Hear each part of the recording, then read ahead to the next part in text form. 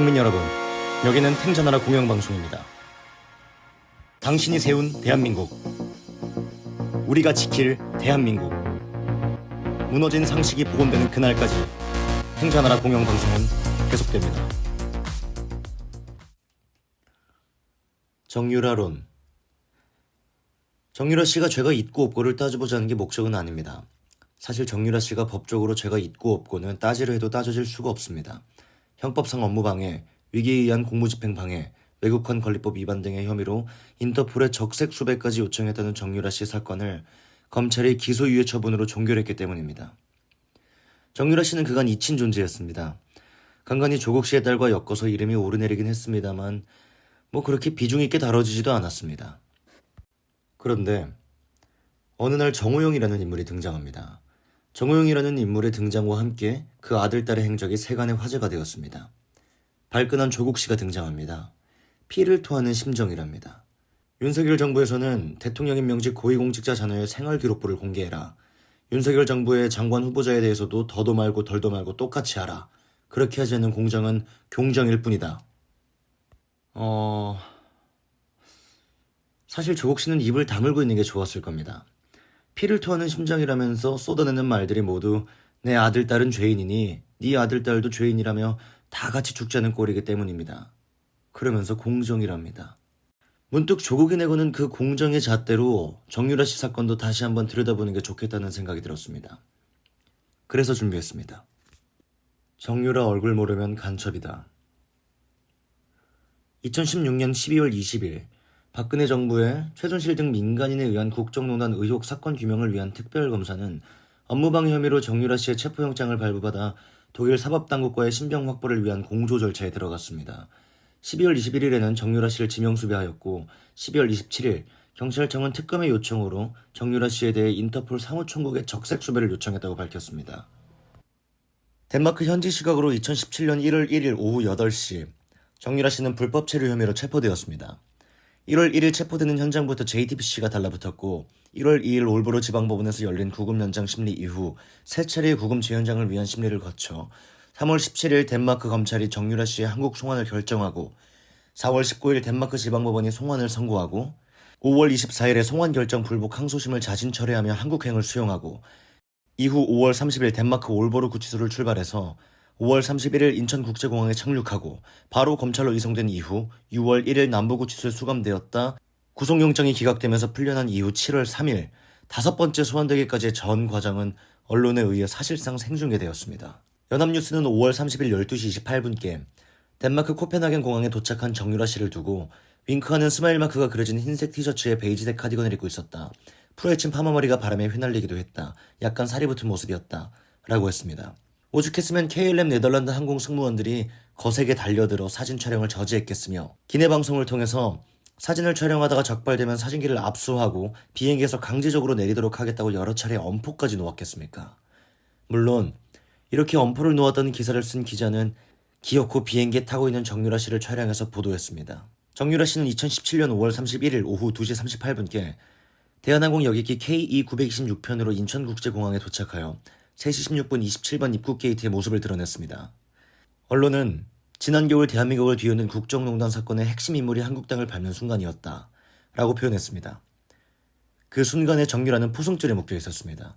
이 순간부터 정유라 씨는 4시 21분께 검찰 승합차를 타고 서울중앙지검 청사에 도착하고 남부구치소에 수감되고 다시 공개 소환되고 구속영장이 청구되고 서울중앙지법 319호 법정으로 영장실질심사를 위한 피의자 신문을 받고 하는 전 과정에 포승줄에 묶인 모습으로 중계되었습니다. 2017년 6월 3일 법원은 영장 청구된 범죄 사실에 따른 피의자의 가담 경위와 정도, 기본적 증거자료들이 수집된 점 등에 비추어 현 시점에서 구속의 사유와 필요성, 상당성을 인정하기 어렵다라며 형법상 업무방해와 위기에 의한 공무집행방해 혐의로 청구된 구속영장을 기각했습니다. 이렇게 구속영장이 기각된 이후에는 정유라 씨의 손에서 포승줄은 사라졌습니다. 그러나 여전히 정유라 씨의 일거수일투족을 생중계하는 행태는 계속되었습니다. 6월 12일 구속영장이 기각되고 9일 만에 정유라 씨는 검찰에 재소환되었습니다. 다음 날에도 소환되어 11시간이 넘는 조사를 받았고 6월 18일 3시 30분에 구속영장이 재청구되었습니다. 이번에는 범죄 수익 은닉의 규제 및 처벌 등에 관한 법률 위반 혐의가 추가되었습니다. 6월 20일에 영장실질 심사를 위한 피의자 신문이 있었고 추가된 혐의를 포함한 범죄 사실의 내용, 피의자의 구체적 행위나 가담 정도 및 그에 대한 소명의 정도, 현재 피의자의 주거 상황 등을 종합하면 현 시점에서 구속의 사유와 필요성이 있음을 인정하기 어렵다는 이유로 구속영장은 또 기각되었습니다. 6월 27일과 7월 3일 검찰은 정유라 씨를 소환합니다. 그리고 7월 8일 연합뉴스에는 강제 송환 한 달을 넘긴 정유라 씨를 두고 검찰이 세 번째 영장을 청구하는 게 옳은지 여부를 두고 고민한다는 기사가 게재됩니다. 1월 1일 덴마크 경찰에 체포되면서부터 6개월이 넘도록 정유라 씨의 일거수일투족은 이렇게 언론에 공개되었습니다. 참고로 당시를 기준으로 5년 동안 외국에서 붙잡혀 구금됐다가 범죄인 인도 청구로 국내에 송환된 피의자는 368명이고 이 중 구속영장이 발부되지 않은 것은 정유라 씨 단 한 명입니다.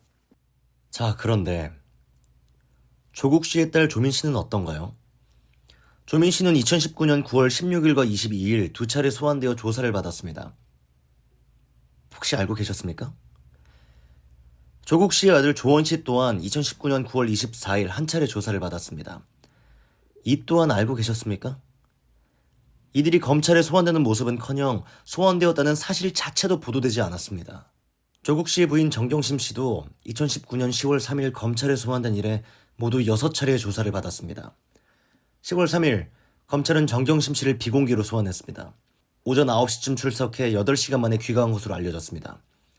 알려졌다고 한 이유는 정경심 씨는 보안 통로로 연결된 서울중앙지검 지하 주차장을 통해 검찰에 출입했고 따라서 출석은 물론 귀가하는 과정 자체가 언론에 공개되지 않았기 때문입니다. 당연히 반발이 심했습니다. 청와대와 민주당의 압력에 검찰이 굴복했다느니 법무부 장관 부인이라고 특혜를 주느냐는 등의 비판이 제기됐습니다. 그래서 윤석열 당시 검찰총장이 내린 결단이 무엇이었던가요?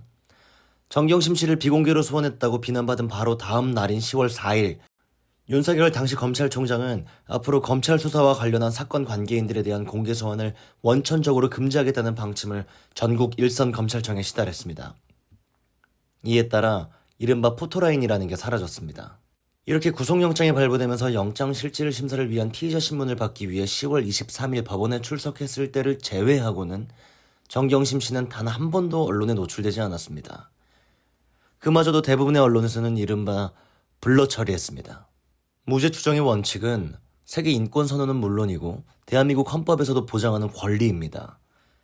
그러니 형사사건의 피의자나 참고인 등 사건 관계인이라 하더라도 그 명예와 사생활 등의 인권, 초상권 등은 당연히 보호되어야 합니다. 그런데 왜 공개 소환 금지라는 방침의 첫 수혜를 조국 씨 일가가 누려야 하는 겁니까? 그것도 하필 정경심 씨가 검찰에 소환된 그 다음 날부터 말입니다. 이게 조국 씨의 공정이고 윤석열 씨의 정의입니다.